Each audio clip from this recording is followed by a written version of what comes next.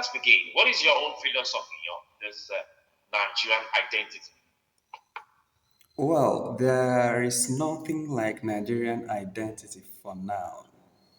You have Yoruba identity, you have Hausa identity or Hausa Fulani identity, which is, by the way, beginning to unravel.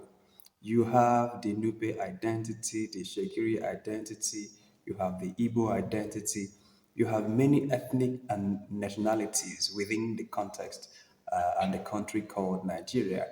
And Nigeria has not been able to form that Nigerian identity. And then I think there has been effort, or at least lip service efforts, by leaders to try to form that identity. But there has been that kind of failure to do that. And so, in the absence of that, I think the Nigerian identity largely exists only on paper. Wow, interesting. But you know sometimes there are questions that will be asked. Oh, sometimes most of our people who travel abroad. I mean, when they say, "Oh, they are Nigerians," there's this special attention that is being given to them, especially probably in embassies, and all of that abroad when they accuse and yeah, this person is a Nigerian. There's this special, time that is being, given to this person to check, make the person to ask more questions, all of this. And this brought down to the questions of, why is this so? Why do you argue that the operational and governance structures of Nigeria are imposed? Okay, so you asked two questions. So the first question, I'll liken it to a school teacher. Close your eyes and imagine a school teacher who just resumed to teach a nursery school or a pre-nursery school today.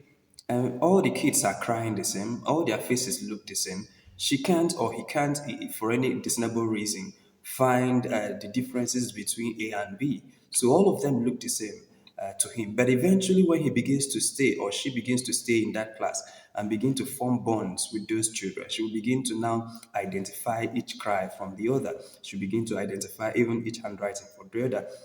Sometimes you can even begin to identify once she's not around and somebody does something in the class, she can point to a fair degree of accuracy who did what.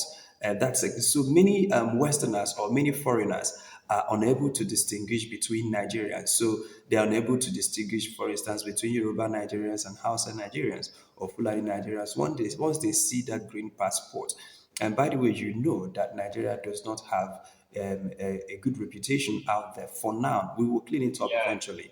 And so once they see that green passport, their Well, ears, sorry. Let me bring it again. You said we will clean it up eventually. yes, I believe strongly that. What year? What year is that? Well, I believe that as Nigeria begins to get its acts together, that eventually people will love to associate with Nigerians because yes, the quality of the minds you have here are quite enormous. Of course, the resilience of the people is the Nigerians are making impact world over. The problem because I, now. I because I remember growing up, they say we are the leaders of tomorrow, and I don't know if that tomorrow is here. Oh well, I'm not here to console you, but then that tomorrow I don't believe it's behind us. Okay, okay. Please go ahead. Yes, so then the second question then now is why do I think that the Nigerian or the modern state construct is imposed? Yeah. Many people who are listening to us today may have heard of the Berlin Conference. And for those who have not heard of it, a simple Google search will give you a lot about Berlin Conference. So you do know that the history of Nigeria and the history of many African states did not begin in the 1900 or did not begin in 1914. Many people don't know this. Before the first white man ever set foot on Africa, Benin City, you know now that are struggling with roads, had functional street lights. Many people don't know this. Benin City, you know, the Benin Empire had functional street lights, paved roads. They did. Google it. You had the Yeah. Sokoto Empire, you have several empires, you have several kingdoms. Yes, some of these kingdoms may be at war with each other. Sometimes they do inter-tribal wars, they do community trades, they do there are a lot of things, but the society had a structure. And so what you did was that you wanted to bring down the caliphate, which, by the way, the caliphate is also new compared to the history of the Hausas. You try to bring down the Boronu Empire, bring down the Caliphate, bring down the many kingdoms you have in the southeast, in the southwest, and force them into one national identity. And that identity, not even identity, is an operational extension of a mining or of a resource harvesting field. So, for the ease of administration, you do know that many scavengers, by scavengers, I mean some of the people who you call explorers who left their shores in Europe trying to find resource materials, trying to find mineral resources, raw materials to power the industrialization that was going on back home. They were also looking for human materials in terms of slaves to power the farming and then all of those things that was going on back in their societies. So these people began to sail to Africa. They did not meet Africa like this. They met kingdoms. They met an empire in Badagry. They met, you have to read up these things. So when they came, they began to fight amongst themselves. If you look, for instance, where you call Cameroon today, there's a part of Cameroon that is French speaking. There's a part of Cameroon that is English speaking. And it's for a reason. Because some parts of Cameroon were occupied by France. Some part of Cameroon were occupied by England, Britain. There are some that were occupied by, so some of the places in Africa where you hear Dutch language were people occupied by Germany. Some of the people, places, no, Germany was not part of it, but Portugal was. That explains why places like this country now that is rich in oil speaks Portuguese language. All right, so they began to fight amongst themselves as to who should take operational control of what territory. And France began to go to war against Britain as to who should take part of Cameroon. Britain against this. So they were fighting amongst each other until they now come together in what they called Berlin Conference to say, look, instead of fighting each other over this vast array of people, over this vast array of mineral resources, why don't we sit down and agree? Okay, they now drew a map. This map is now called Nigeria. Britain, take over it. This part is now called Cameroon. This side of Cameroon should remain with Britain. This side should remain with France. Where you now call Niger, oh yeah, France, take it. Where you now call, so all of those French-speaking countries were ceded to France.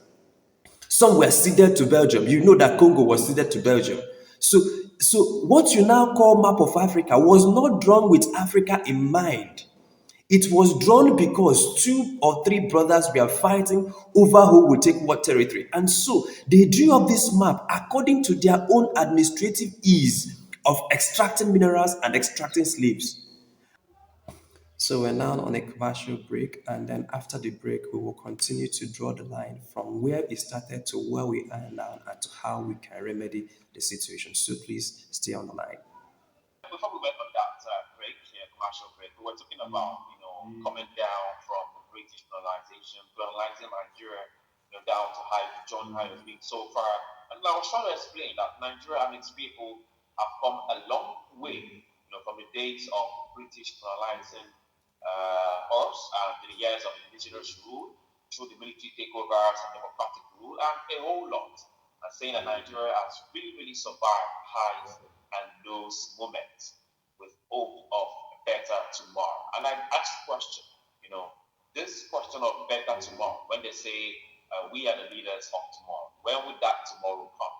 But then different leaderships have come and gone with promises of a better future, but that future has remained elusive. Now the question is, which way Nigeria? So, What so, way so, is that for us? Thank you for your question. And I don't want to live in the past. And anyone who has followed me knows that I don't live in the past.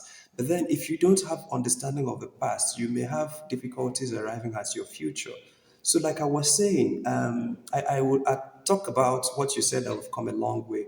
And then because what you're trying to do is to build an impossible task. And this is where it gets so frustrating because you have seen that it's not about military administrations because we have had a lot of them. You've also seen that it's not about democratic administrations because we've had a lot of them. You've also not seen that it's not about having from the north or from the south. We've also had a lot of that, and it has not solved the problem because the problem is more fundamental than merely changing a president. Let me take you, for instance, now. If you go to Europe and what you call Europe today, and try to, for instance, merge Britain with France and with Germany and call them one country and see how they will end up destroying each other. But you can have loose federations. They are countries of their own, independent.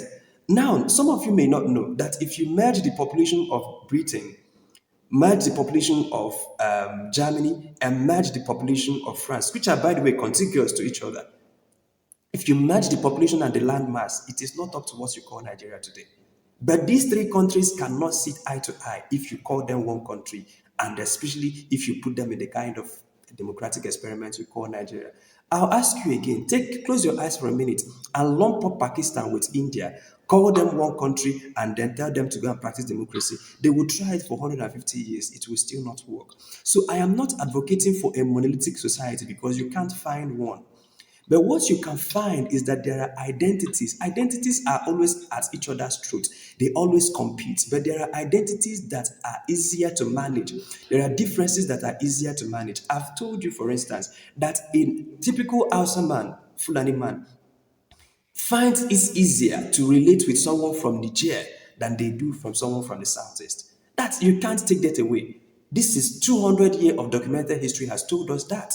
A typical Yoruba man may feel more at home with a Togolese or with a Benuanese than they do with some people from across the ocean, across the sea, the river, the Niger. And that is a given fact.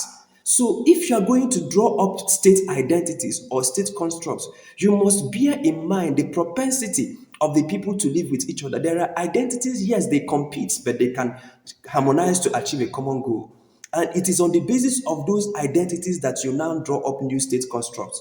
For instance, we can now say, okay, what if we now say in a hypothetical situation where you merge part of northern Nigeria with Cameroon, part of northern Cameroon and part of northern Chad and part of northern Niger? Or you merge part of where you call Benin Republic with Badagry and all of those places. Or you merge the southeast, the south-south, plus parts of where you call southern Cameroon. Those are easier identities to manage. But the modern state construct, and what I'm telling you is not about Nigeria alone. If you go to Congo, you see this. If you go to Eritrea, you see this. There are more than, out of the 54 African countries, more than 50 of them have armed and potent identity-based conflicts. Some of those conflicts are now in a place where they are at each other's throat. For instance, there's a brewing crisis in Congo. For instance, there is an ongoing crisis in Oromia region of and the Tigray region of Ethiopia. There are ongoing, that some of these crises are being discussed that if you don't take time, Africa could see very armed and dangerous confrontations between now and the next 10, 25 years. This is destabilizing.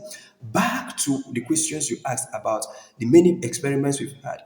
I think that if we don't understand that this is sometimes that for instance, some public policies we pursue are public policies we pursue because we distrust each other. Why has there been no functional port, for instance, in the eastern region? It is because of the distrust of Nigeria for such region, for that region. Where is there no functional? And again, we know that the ports in Lagos is suffocating Lagos because Lagos infrastructure is not enough to accommodate the many imports and the many exports that go on in Nigeria. But we have refused to divest from Lagos. Even those that we successfully put up in One, we have refused to allow it full operational capacity because of this mutual distrust. And so Lagos is suffering today under the heavy burdens of the many containers because of mutual distrust. Again, I'm telling you that because of this hyper competition between Hausa, Igbos, Yorubas, and all of those things, Nigeria can largely, yes, yeah, we can make some progresses at the seams, but until you solve that mutual distrust and identity and equation, then there is largely going to be an inhibition before you. All right. All right. Chima, thank you so much for what I would call an introduction to the subject. I know that we discussed it before sometime in April. So this is like the second edition talking about the theory of nations as far as Africa is concerned. And many times I've listened to you speak on different programs talking about the issue of identity. And you made a point about the fact that it would seem that the average Fulani man who lives in northern Nigeria can maybe very well relate more with another Fulani man who lives in Nigeria Republic or some other part of Africa than someone from the southwest or someone from the southeast. Because of course this is an identity issue. That's someone that you can relate with. And you also made a reference to the Berlin Conference about how the borders in Africa were artificially drawn by some people who thought that they have the power to do that. But it's been many years since then. I mean, so many decades, maybe half a century, if you want to say. And why is it that the African continent or Africans in general have not done enough to correct the problems or the ills of the so-called Berlin Conference? Because if we keep talking about it as though that was the genesis of some of the issues that we face as a continent, why is it that the leaders and the people in that continent who now have the freedom to decide for themselves their own present and their own future have not been able to do so much in terms of reversing some of these problems, if you may call them that? Oh, so some of those issues have to do with timing. Again, you see that there's a progression, natural progression of nation states and nations. So I think we found the earlier, for instance, independence guys, the many key political actors of 1960s, both in Nigeria, you know, cannot talk about Tafawa Balewa's, Nnamdi Azikiwe's. I think Awolowo can be included in that.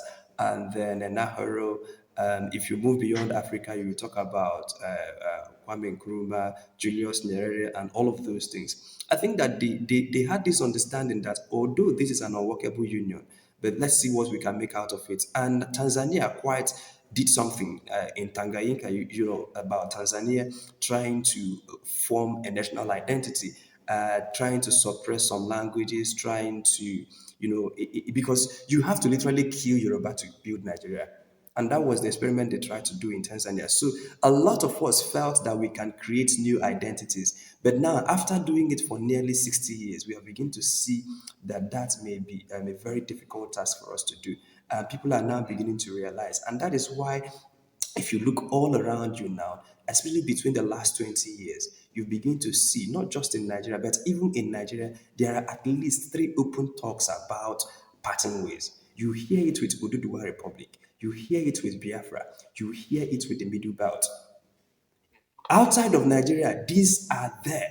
You hear it in the Congo. You hear, okay, of course, you've seen the issues with Sudan and South Sudan. There are discussions like that in Ghana. Cross over to Cameroon, there is this, in fact, there is armed confrontation and war going on because of this in Cameroon. Go around many parts of Africa, many people are now beginning to see, and they are discussing these issues with the barrel of the gun.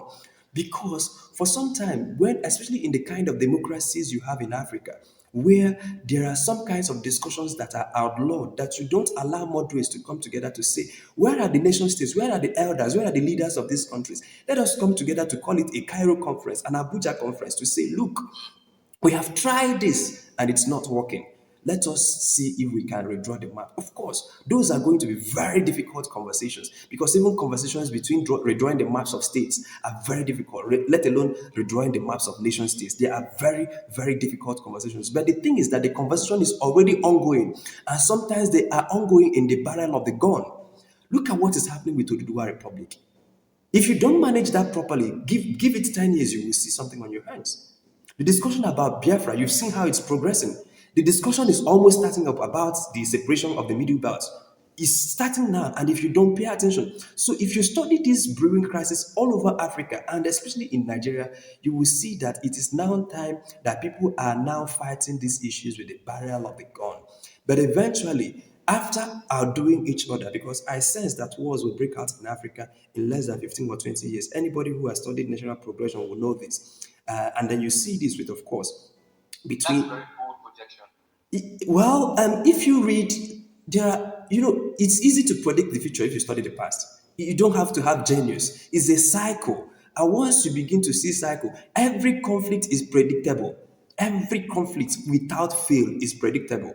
If you begin to study the patterns and history, you will now see, oh, this is leading up to a conflict. And that was why some people said, oh, Nigeria will be this way in this way. So people, if we can predict population growth, if we can predict economic growth, well, there are predictors to conflicts, and we are saying that many of these predictors are now in the red zone. That if you give it time and give it the same circumstances, that Africa will end up on each other's street. But then, after that conflict, or after those conflicts, it will still come back to political table because very rarely do you see wars end in the battlefield. Many wars end in the boardroom. So, yes, the boardroom discussions will be impacted by something that is going on in the field. But eventually, Africa will come back together to say, look, we have fought for so long. We are now tired of killing each other. Can we now discuss how we can manage these unions? Where they are manageable, we'll continue to manage it and redraw the structure. Where they are not manageable, we can begin to part ways. You will see those discussions in less than 2 decades in Africa. That's my projection. Very interesting. Now, Chima, let me take you back still on discussing Africa and its borders. I'm sure that you're aware of the AFCT, that's the Africa Continental Free Trade Agreement. Yes. Some countries signed it. It seems from my observation that has been very unworkable for so many years. It's still very difficult for Africans to trade amongst themselves, even though you see that they have artificial borders. And it's another fact that to travel across Africa, whether you're a Nigerian, a Zambian, a Ghanaian, to some other part of Africa is an Aquilian tax, unlike what you would have traveling across Europe or traveling across North America.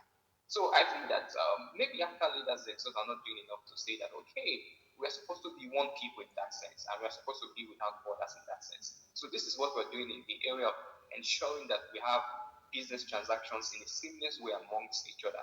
That's where AFCT comes in. But when you look at the implementation across countries, it's nothing to write home about. So what would you put this on?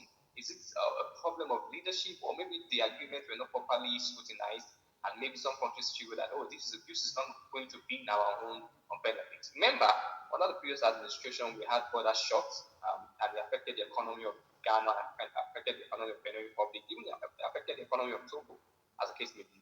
And even under this administration, we've seen the same case as regards at Niger, where the president said that, oh, they need to shut their borders because a coup d'etat had happened there. And time again, we see this happening. Only in recent times have we seen some countries say, oh, we are going to allow some other Africans to come to our country peacefully, or they can stay for a period of 100 days, depending on the scenario of the case, like we've seen in Kenya, we've seen in Rwanda. But not many Africans are adopting this approach. So we still have that maybe generation of mistrust amongst each other, as the case may be. Like I asked before, would you put this at the feet of the leaders or the people themselves? Or is this by design? Wow, there is something that is called slow adoption, all right? And by the way, I'm a champion of African Continental Free Trade Agreement. In fact, my vision for Africa is to have smaller nation states, right? And then a stronger union. For instance, you could have smaller nation states like you have in Europe, and you can now have an African Union where we can now do intra-country trade within each other, where we can now do a lot of things within each other. So lose nationality or smaller countries, breaking up into manageable units and sizes. But then on the issue of trade, on the issue of military, on the issue of economic collaboration, you now have loose agreements between those independent nation states. That's my vision for Africa. And that's why people like us will always support, for instance, the African Continental Free Trade Agreement. However, you would see that that Continental Free Trade Agreement is still new. No matter how much we will it, a baby is still a baby. This baby is less than 10 years old and it cannot perform the magic of an adult. So you will see that slow adoption, but the conversations are continuing and we're seeing more countries sign up with this. Then the secondly is that the present leaders of Africa, how were they trained? They were trained with these colonial curricula and they can't do much. That's why they fight and kill to protect boundaries that they did not draw. For instance, the civil war that happened in Nigeria was a result of people fighting and killing each other to protect a boundary that they did not draw.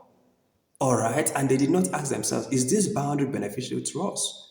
So you still have leaders who were trained under that colonial mindset. And that is why, first of all, one of the things we're going to do is to decolonize our education curricula to begin to think like original Africans. That way we could have leaders who are thinking originally and prescribing original diagnosis to the problems of Africa. That way they can prescribe solutions that are in tune with our realities. I think that if you give us time, that Africa will do well. I believe so because this generation of leaders can't do beyond their education. Some of them have this old mindset that was implanted in them. But we now have to, because look, we will have leadership needs in 2035. We will have leadership needs in 2045. No matter how you think of it, these leaders today cannot cross 15, 20 years from now. New leaders will emerge, and we should be worried about the training and the curricula of those new leaders. What kind of universities did they go to, and were they trained there? What kind of conferences did they attend? What kind of ideologies do they have? If they have Western ideologies, then they will be fighting and killing each other to preserve those things. If you train them with liberal African mindset to critically examine all truths, and then arrive at their own conclusions, where we may begin to see, and I am hopeful that we will begin to see a new brand of African leaders. Now, something is happening in the three African countries that have young military leaders. It's too early, and including in Senegal, it's too early to say that, okay, to rejoice, but we're still gathering data from those four experiments between the three non-democratic West African nations, and then the new leadership in Senegal. If we give them 5, 10 years, we can begin to predict, oh, it seems as if there is now a bold new young leadership in Africa. It's too early to say, but again, I will not be not expecting it to happen. Very interesting. And let's come back to Nigeria now. I'm sure that you must have come across that many Nigerians who are listening to us would have had that popular saying from back in the day, saying that, oh, we need to be a detribalized Nigerian. So that means that when you present yourself at public forum, when you want to introduce yourself, you don't introduce yourself as Yoruba, as Igbo, as Yoruba, as Hausa, as Fulani. Just say I'm a Nigerian.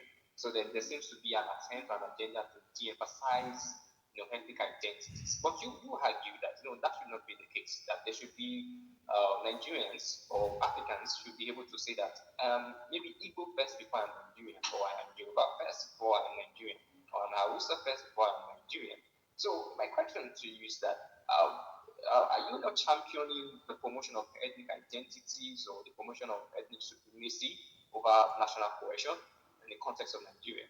No, no. If ethnic supremacy is quite different from ethnic identity. No, ethnic supremacy means that, oh, we are Germans and we are superior to the rest of the world. We have a blue blood in us. We are Yorubas, we are superior. We are Igbos, we are more intelligent. We are Fulanis, we are born to rule. That's ethnic superiority. That's different from identifying that this person is a little bit different and unique in their own way. And when you talk about a detribalized Nigerian, I'm asking you, where else in the world have you found a detribalized person? Have you found a detribalized American? Have you found a detribalized European? Many Europeans are more tribal than Africans. Have you found a detribalized German who will still not look at a Brit like he's a Brit? Even in the United Kingdom, a Welshman is still a Welshman. An Irishman is still an Irishman. And so you must recognize these identities and you can find way. Recognizing them does not mean that you can cooperate. But you have to recognize that these identities exist and then you have to respect them. Now, what you mean by detribalized Nigeria is that you have to banish Yoruba and give us a common language, which is what they have successfully done in some of those places. And are we going to, for instance, is it a wonderful proposal for Yorubas to exchange their Yoruba identity, Yoruba culture, Yoruba food with Nigerian identity? So we're now going to all be speaking English, or we look at all the three languages and adopt one, or we go to the north where you know that we have the northern part of Nigeria, where you know that we have more than 180 different languages. Are we going to kill all of them and then uphold Hausa as the one language? Because that's the unifying mark, because language is one of the unifying markers and totems of identity. Culture is also a part of it. Are we going to kill the Yoruba culture so that we can erect the pan-Nigerian culture? So those are conversations. So if you look at what we call tribalism in Africa, it manifests itself as racism in other parts of the world. And these are potent problems. You can't go to China today. You can't go to, find any place in the world and tell me that you will not go and find identity-based crisis. People looking at each other, anybody that is a little bit different from them, they begin to suspect them. So these things are bound to be, and I'm telling you today that in my studies, you may not agree with me, but I found out that these problems were as a problem for people who were Bible scholars that started from that Tower of Babel. Since that Tower of Babel, man has continued to look at each other with deep-seated suspicions. And Yorubas will continue to look at Igbos with deep-seated concern. Now, you can find one or two people who, through the education of their soul, not going to Harvard, because we've seen many professors who are more tribalistic than even ordinary people. So it is not a function of how many degrees you have. All right. If you see the political actors of today, they were exposed. They were all. Many of them have been to more than 30 different countries, lived their lives abroad. So they are not in any way people who were living all their lives in the village. They are cosmopolitan by every standard. Yet, you have not beaten them out of their tribal nature. There are many Americans, they are cosmopolitan. They've traveled widely, but you can't beat them out of their racism. Now, you can find one or two people in a given population of 200 million people, for instance. You can find between 2 to 3 million or 5 million who have transcended beyond those barriers. But the majority of the people are still going to act in those instincts. And that's what I'm saying now. Instead of trying to mass educate 200 million people or 220 million people, why don't we find ways to say, okay, an Hausa man is different from an Igbo man, but can we erect a rule-based system where even if it's an Hausa man, that Igbo man will not feel left out of the system. Even if it's a Yoruba man, that Igbos will not feel left out of the system. Even if it's an Igbo man that is at the presidency or at the helm of affairs, that Yorubas will not feel left out. That is why you have this mistrust. And instead of trying to build a pan-Nigerian identity, why don't you build a rules-based system, which is easier to achieve in my own view? And that is what you have in Europe. Because there are laws, there are anti-discrimination laws, and they are enforced. That's what we want to see. That, for instance, in Nigeria, you have what you call, I think, federal character principle. But federal character principle in our constitution is a mere recommendation. There is no punishment for that.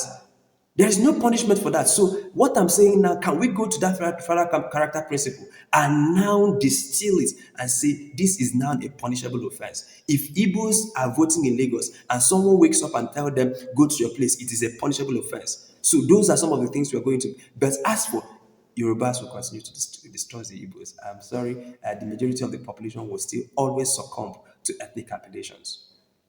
Interesting. Now, there's a question around diversity. If you read some scholarly work, yeah, some people will argue, and sometimes I tend to maybe want to find the arguments about the fact that maybe our diversity as a nation could be a problem. It is their own proposition or their postulation that if we were a country that maybe spoke just one language or at most two, in maybe in the south and the north, development could have been accelerated faster and would have been able to cooperate to take giant strides, unlike what we have, where we have so many languages and dialects. Do you subscribe to that thought that maybe diversity could be somewhat like a drawback, a limitation? So there's a research work I've seen that the most diverse teams, this is in the corporate world, that in where you find very many diversities within the team, that the team seems to be more productive. So diversity in itself is a blessing, not a curse. But then diversity, if it is not managed, can be a potential curse, if you may use that word. All right. So, and let me go back to Europe because that's the continent that I found that did something interesting. You remember the First World War, what they call World War? We know it's not a world war, it's just European brothers fighting each other. You also remember the Second World War, what they call Second World War. It's just Europeans fighting each other. Then, if you read the history of Europe before and the First World War, you will see that they were scattered. Germany was not even a country of its own. All right. How did Germany become a country? It's an interesting story. All right. But then it's not something we can tell today, but people who are interested can read it up. But what I'm seeing is that diversities are going to be there. But if you can manage it into smaller chunks, they are better off. So Europe is, I hope you know that just 3 or 4 countries in Africa will take care of the whole of Europe in terms of population and also in terms of landmass. So, yes. So why then imagine if you lump up Europe as 3 different countries or 4 different countries at most and tell them, oh yeah, begin to love each other and trust each other. See how that will end. And that is what we're doing in Africa. They have lumped up different identities. And then these are very competing identities. Now, sometimes if you have that unitary structure, you could have a loose structure that allows each region to grow at its pace, which was what 1963 Constitution achieved. And that's why a lot of Nigerians are angling and yearning to go back to 1963 Constitution because Yorubas or the Southwest region was growing at its pace. The Southeast region was growing at its pace. The South Northern region was growing at its pace. Now, where you cannot have that ideal situation in my mind, which is to discuss the boundaries of Nigeria, where you can't have that, you can now discuss the structure of Nigeria to say, look, let's have a unitary system. Did you know that before the dismantling of 1963 Constitution, the Southeast had embassies abroad? The West had embassies abroad. The North had embassies abroad. So the Southwest could negotiate trade deals with Portugal. The Southwest could negotiate trade deals with Germany, with Britain. Today, it is one structure negotiating for Nigeria. I'll give you this last example. On the issue of Palestine, which was just voted the other day, on the issue of Palestine or Gaza Israel conflict, there is no Nigerian consensus on that. Do you know that? Yes, I do. There's no Nigerian consensus. Depending on what region you go to, you see the countries they are supporting. But now we have a president and a Minister of Foreign Affairs who has to go to United Nations and vote for Nigeria and then vote according to sectional interests. Are you seeing the problem now? It's just all over there for us to see. But then back home, you also see that Yorubas may not be able to develop as much as they want to because they have to subscribe under a unitary system that has now been captured to serve the interest of Fulanis. That Igbos may not be able to fully develop because they are under a unitary system that has been captured to serve the interest of, say, Hausas for the next 8 years. So that is the problem, that whereas we have a country called Nigeria, can we loosen the structure a bit and allow the regions to operate at their pace?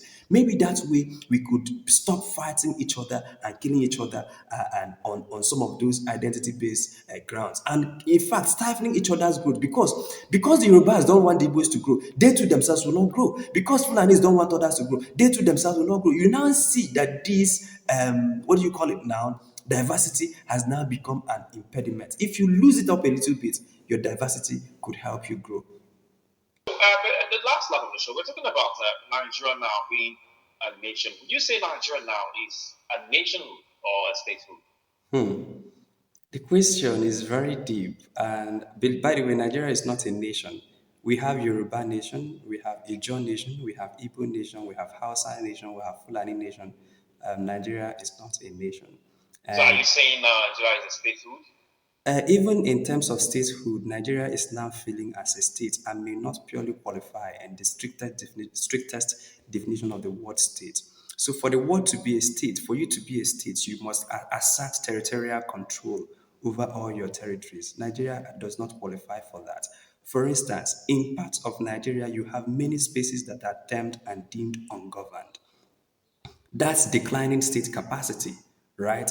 Then in also other places, by the way, at the philosophical level, there has been this debate whether states should retain the monopoly of violence. So there's the theoretical level whether it is moral or just for the state to be the only tool of coercion, to retain the only tool of coercion. So that's been debated at the philosophical level. But at the operational level, it seems that Nigeria has answered the question, and it answers the question in clear no. For instance, you know about Tantita or Tantia group that is owned by government, that Tompolo and others. So in the South, you have that Nigeria is into power sharing with, we won't call them terrorists, we will call them, some of them do not qualify for freedom fighters, but I think the right word is militants. So you have that Nigeria is sharing its operational spaces with militants, and many times those militants have gone into active contracting for the federal government of Nigeria. That is declining state capacity, because the answer is that the Nigerian state does not have the capacity to inflict its will on that zone. That is why it must work with local stakeholders to be able to extract oil from that region. If you now go to Nasarawa State, for instance, the Commissioner of Information in Nasarawa State put out a press statement lampooning the federal government and talks about federal government going into negotiation with bandits.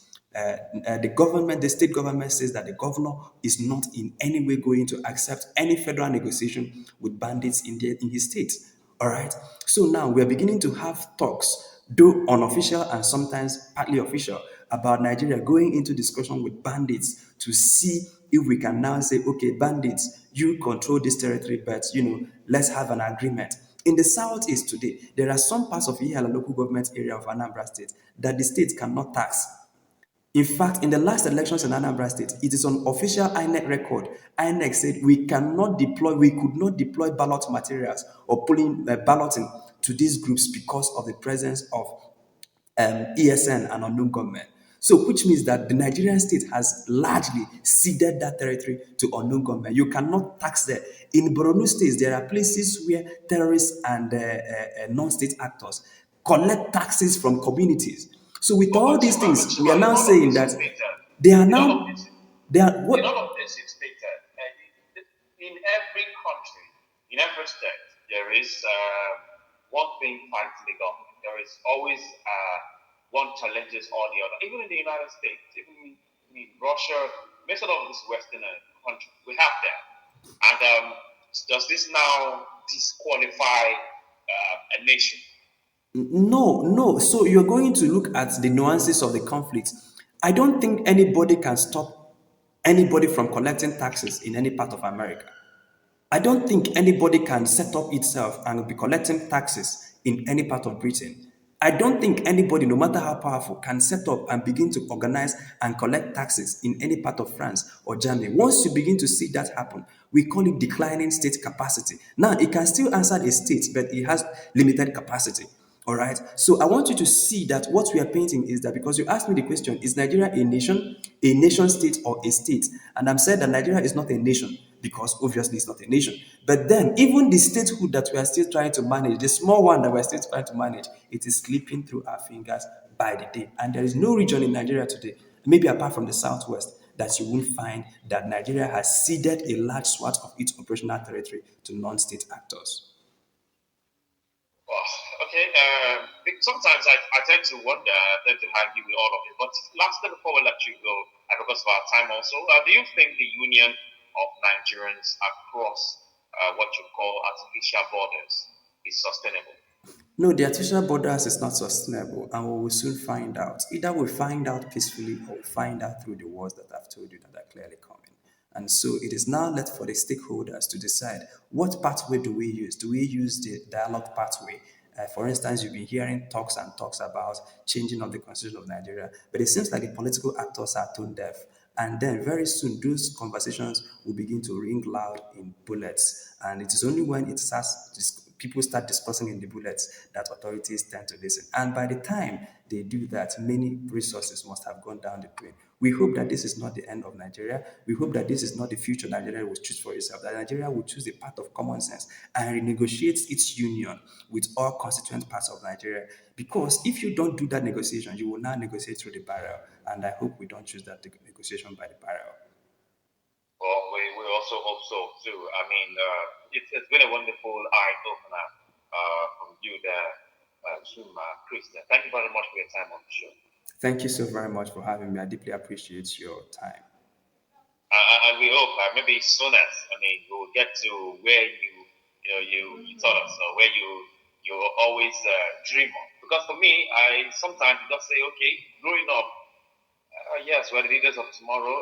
We are tomorrow. But then you wake up and you see that you're not even anywhere close. But well, you said it that as soon as we will Yes, get there. soonest Africa's morning is at hand. That morning that I talk about will be preceded by a major structural change. And that major structural change can be peaceful or it can be violent. Either ways, that morning must come. So it's not a question of whether it will come, but it will be preceded by a major structural change. And so that structural change is the one that we have options to choose whether Are it you should be. referring to the structural change that happened, one of the structural change that happened in Ghana? Well, you've asked me very well. I'm not going to answer that question, but what I've said now is that a structural change is going to happen, and then it will happen. We now choose how it will happen, whether it will be peaceful or whether it will be violent, but something must give way. These countries, of course, can no longer continue the way it's being run. Look at the poverty rate. People are fed up. And very soon, people will get tired of being afraid of people who are going to kill them when they protest. In fact, at some point, it will be you are doing Nigerians a favor if you're a military man and you kill them because there's no life worth living whatsoever. And once we get to that place, and Nigeria is fast heading to that place, you will see that the nation state will unravel. We hope it doesn't get to that our leaders listen to the voice of reason. But if they don't listen, it's a natural progression, it will happen. All right. Thank you very much for your time. Thank you so very much. Africa's money is at hand. All right, Lagos. I love to. So yes, my closing argument is that if you look at what is happening in Africa, it's not sustainable. So for people who give up hope, maybe because you've not seen into the future. If you've seen into the future, we have two pathways. The first pathway is that there will be wars, and after the war, there will be a major reset. And then the second pathway is that the leaders navigate these things carefully and negotiate their way into a better union. I think that the first is the most likely, and the second is the most desirable. But then it could be a mixture of the two. But whatever happens, we do know that Africa's morning is at hand. Thank you so very much for listening, and I hope to see you in our subsequent interactions.